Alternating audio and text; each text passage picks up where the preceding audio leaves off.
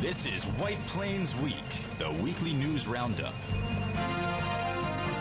With your moderator, John Bailey, editor and publisher of the daily internet newspaper White Plains Citizen Net Reporter. Jim Benerofe, editor and publisher of SuburbanStreet.com and WhitePlains.com. And Peter Katz, noted broadcaster and journalist. White Plains Week. What's happened? Who are the newsmakers? And what's in store for the future? The views and opinions expressed on this program are solely those of the participants. White Plains Week is presented Fridays at 7:30 and again on Mondays at 7 p.m. here on Channel 76.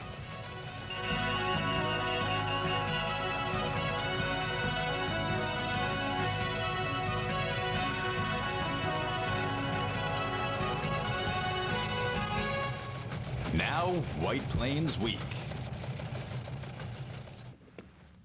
Good evening. This is John Bailey. This is Net Reporter. This is White Plains Week, the City News Roundup show with my partner of these 16 years, Jim Benerofe, on my left, the Dean of Journalism in the City of White Plains, and Peter Katz is on assignment this evening.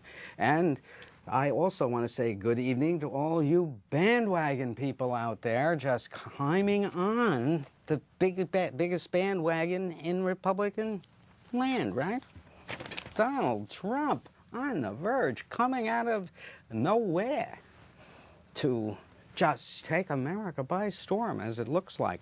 But anyway, James, you have the headlines.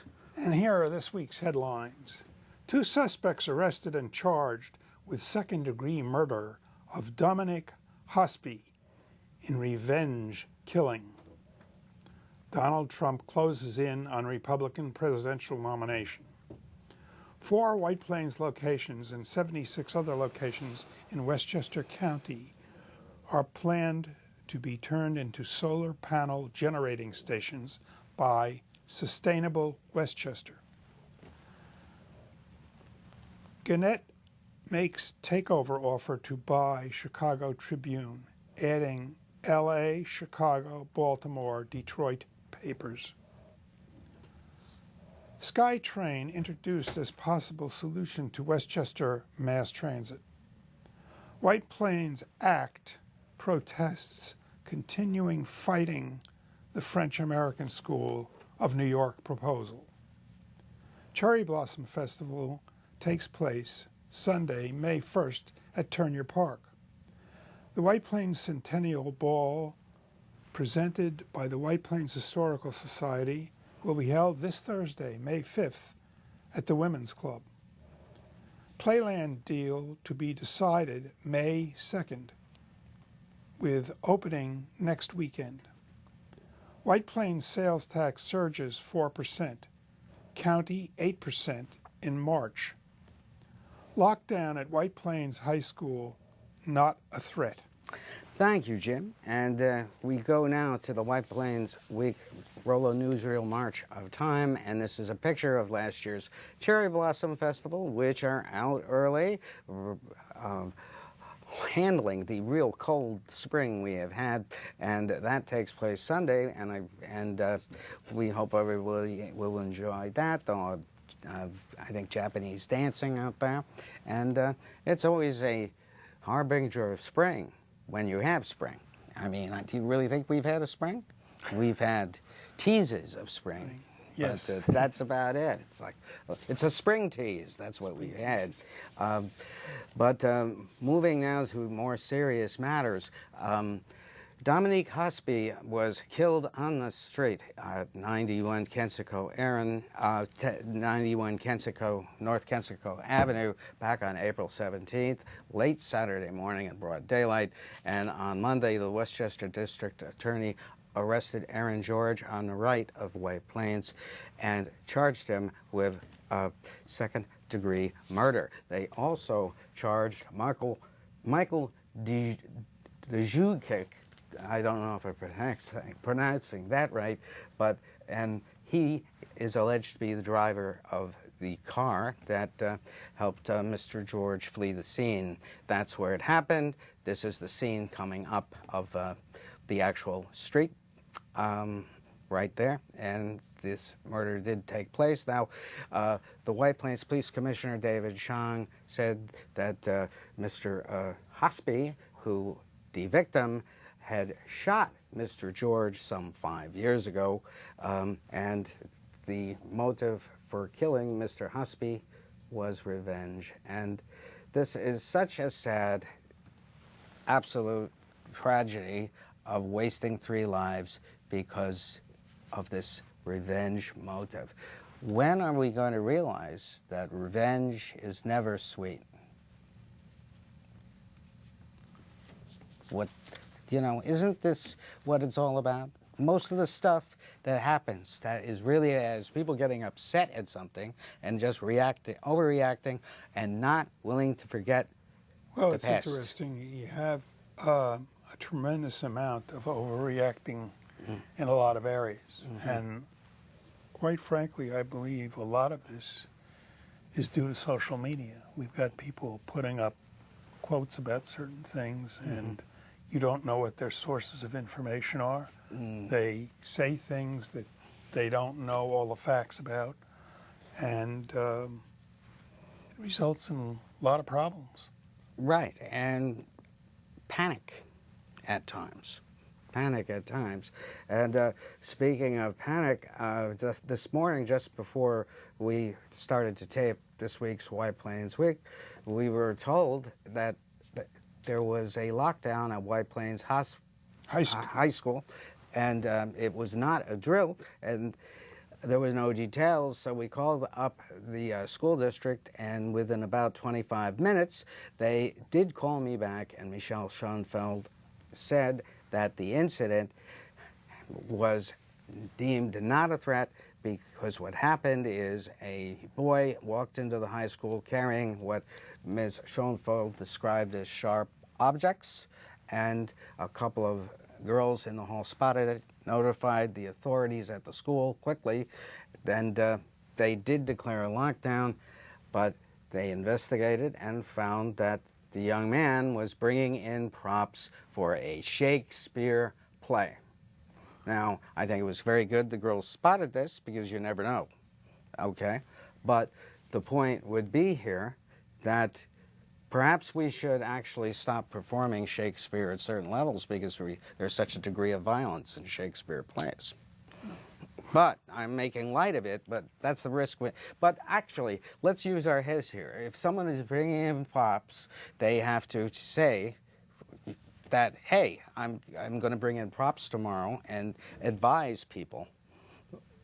It's just a use your head type thing, but who would have thought, right? But anyway, that's what the information we have direct from Michelle Schoenfeld. But be that as it may, in other words, if you're going to do something that might in the least bit be deemed suspicious, but it's part of your job or responsibility, you have to say, listen, hey, I'm going to be bringing in a mock cannon tomorrow or something, okay? And and say, cleared by security or something. But I mean, you have to use your head. I often feel when I'm dressed more sloppily that, hey, I could be a real suspicious person of interest the way I'm dressed here. So I try desperately to keep hands visible at all times. But at any rate, I'm not making light of the situation. I think it was great the school reacted so well, and I think responsibly. But putting out something on Facebook, the high school's on lockdown, is not a great idea because that panics people out. The school has a way of contacting parents if there's a real emergency. I don't know whether they used that this morning, but once again, nice to report a happy story that started out with the adrenaline going, and I was very happy to see my adrenaline just dissipate. Isn't it nice when adrenaline dissipates? Right, except at certain stages in life, right?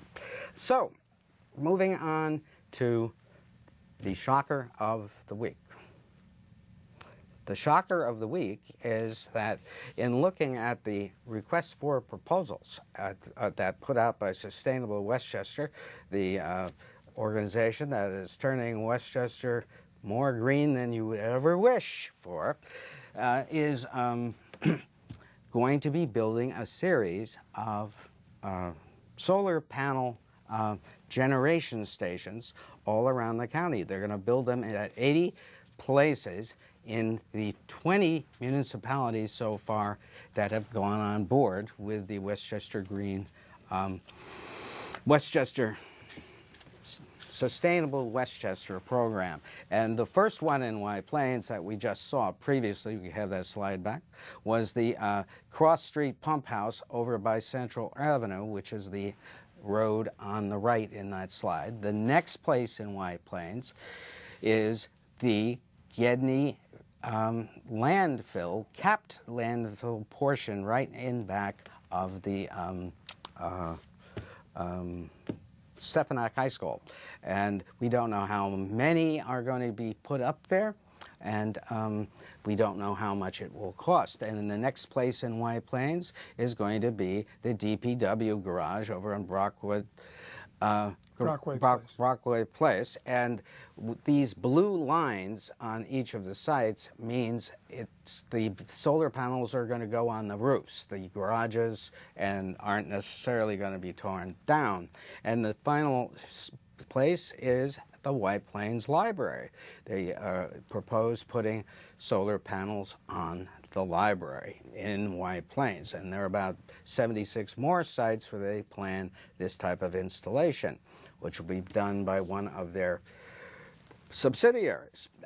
Now, it is also, financing for this is also going to be arranged, and from what we understand at this point, they have a consulting firm that is going to work on how it's going to be financed. And of course, this is a mammoth amount of dollars that's going to be used to build these solar panels, and there's no cost estimate at the present time, and we wonder how it's going to be paid for. Will it be incorporated into the rates we pay eventually, or will it be by state grant from Governor Cuomo's unlimited expense account, the general fund? And now, some other things we learned, looking at some of the contracts, is that there was a question raised as to whether this should be put to a referendum, this switching people out automatically if they don't opt out. In fact, that letter expired this week. Have you opted out ever, or what? Or is that confidential information? I have another ESCO now, and I don't know what happens as far as that's concerned. I think that the way they have put this forward has been sort of, and I went to two websites, and this is, I think, something we should mention. Yes. There's a website that is Sustainable Westchester. I think it's sustainablewestchester.com. And there's another website, westchesterpower.com or .org, I'm not sure which. Yes, that's it, .org. And they have a map on there where they show what communities are involved. Yeah. Some are just involved basic, some are involved with 100% renewable energy, and some are non-participating. Yes, we do have an update on that, and the reason this is not being subjected to a referendum is they got a dispensation from the Attorney General. If we can have that slide, please.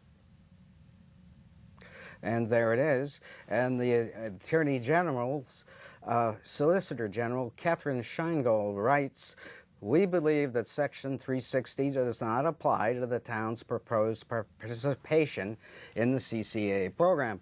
With respect to the legislative purpose underlying Article 14A, the town would not be establishing, owning, or operating the utility itself." And that is the reason why it is not subject to a referendum. And thus, the town's proposed participation in the pilot CCA does not come within either the purpose of 14A generally or the specific statutory language of Section 360A. Let's explain a few things here. Yeah. Sustainable Westchester is part of what?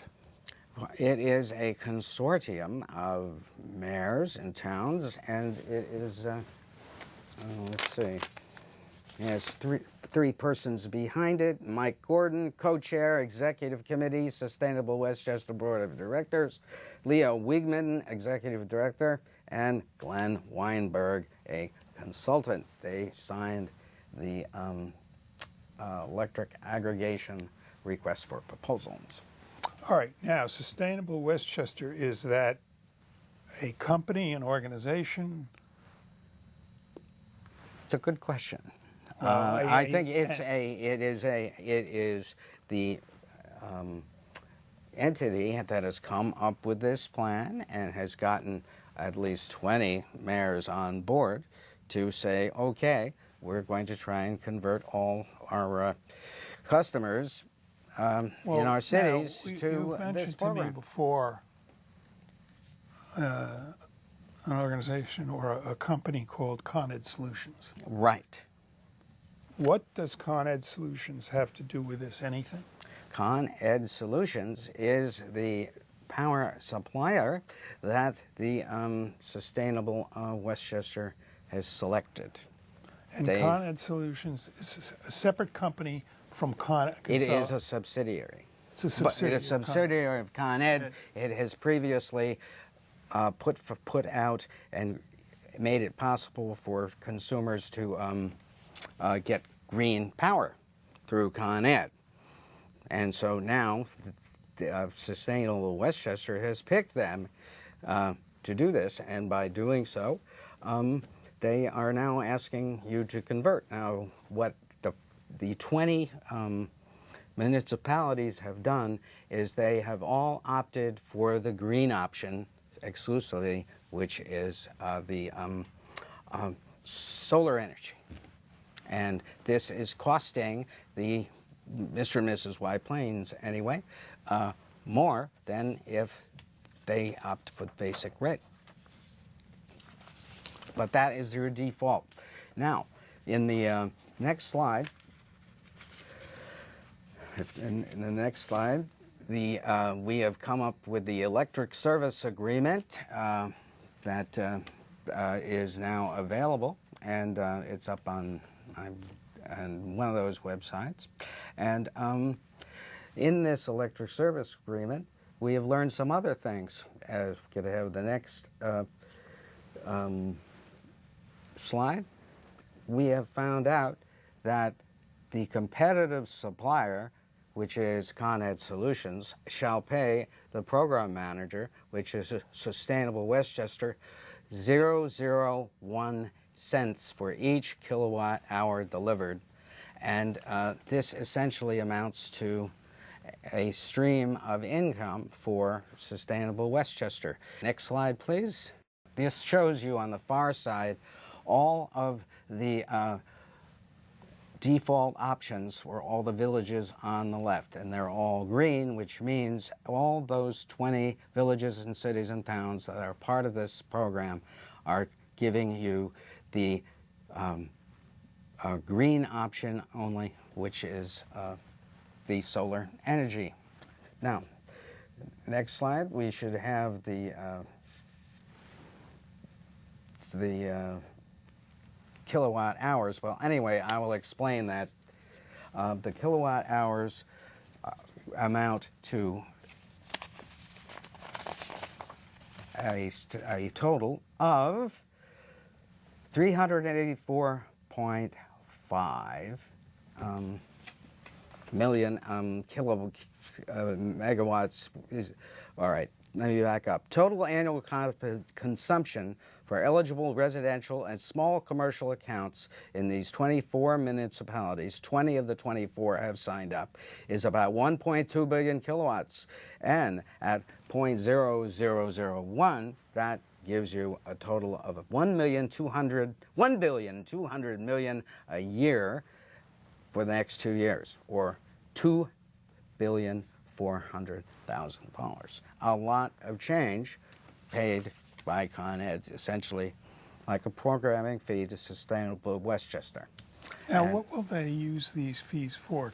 To build the actual facilities, or? We do not know, but perhaps they've attorneys' fees, consultancy fees, and whatever. But At any rate, this is an intriguing aspect of the program. So will that be added eventually to the rates? We don't know. We do not know how this moves forward and how the average will be figured. But these are very interesting things that we found out, and this is part of the contract. Now let's have the Gannett slide. The Gannett Company was reported by the Wall Street Journal today to be offering twice the net worth of the Chicago Tribune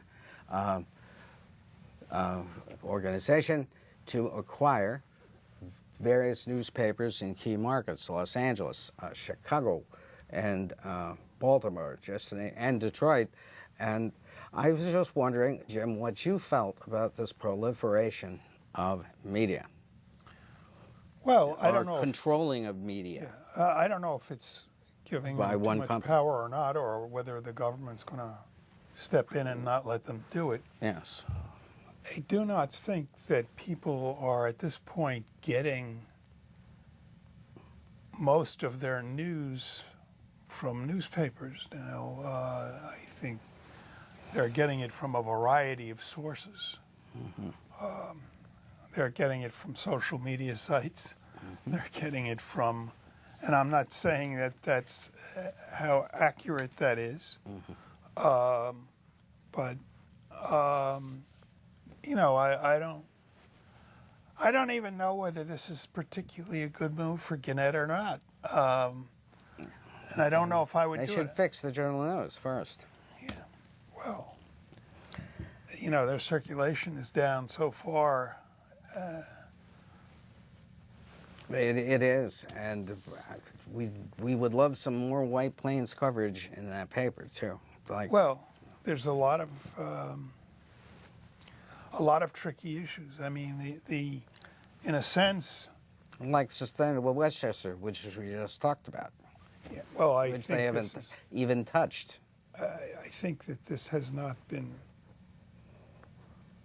well presented. I think that you got to go to these websites and check it out. It's a very rosy picture. Well, I'm not concerned whether it's rosy or not. I'm concerned with them getting the information out there, who it is, how it works, who's in charge, and well, that's what's known as reporting the complete story, and the stories that may be not the they think is that much interest. I think there should be some laws about websites.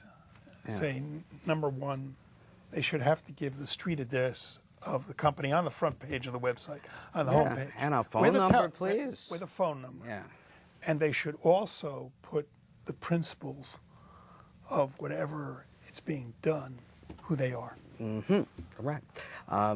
Now, next, with the White Plains sales tax figures, I got those today, and it surged 4%. And the county surged 8% in March. This is good. It means that White Plains is set up for I think, a record year in sales tax if this 4% trend continues on through the spring. And maybe, what can we do? Can we thank the rainy weather for that? I don't know. I don't know. I don't know if it's necessarily going to continue, because they had an item on the radio this morning that consumer spending was down. Yes, it was.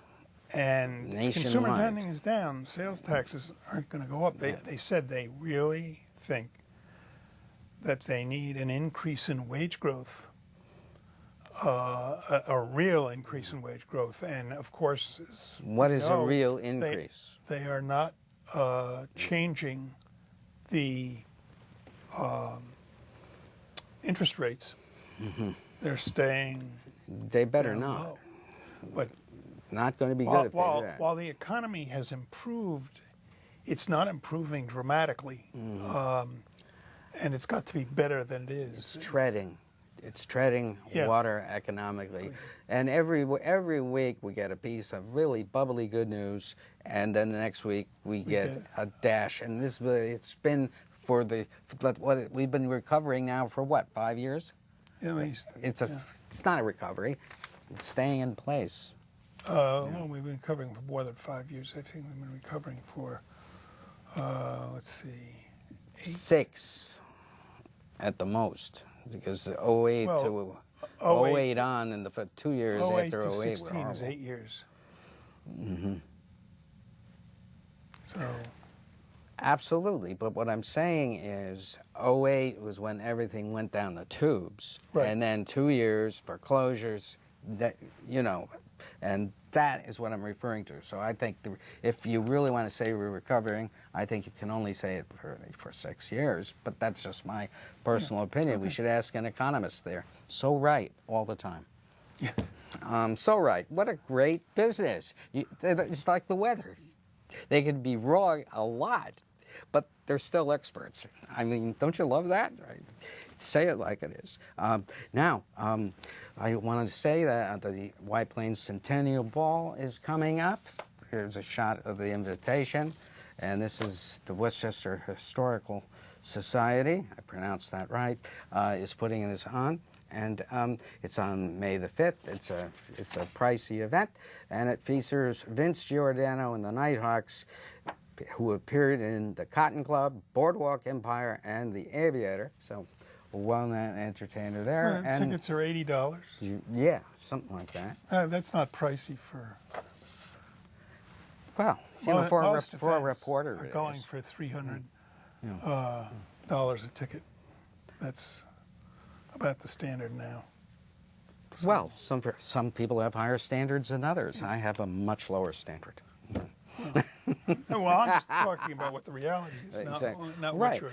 Right. Well, I mean, I think that was a series of step-ups that you should do. But anyway, that's this Thursday, so buy all the tickets you can, and it'll be really a great evening. They're going to go back in time and examine White Plains the way it was. And I also want to say that we will meet you on the radio on Tuesday with Bob Marone on WVOX at 7:40, where we'll be discussing the latest. And this week, on May the 2nd, Playland is going to be decided by the Board of Legislators. And what do you think? Think they're going to okay it? I don't know. Personally, I mean, I wouldn't do it, but I'm not the... You know, there are a lot of things we wouldn't do that a lot of people are doing or have the power to do, and that's why we are here. All right. So, John Bailey saying good night for Jim Benerofe, and good night, Peter Katz. Good night for White Plains Week. White Plains Week has been a presentation of White Plains Citizen Net Reporter, WPCNR.com, in cooperation with Channel 76.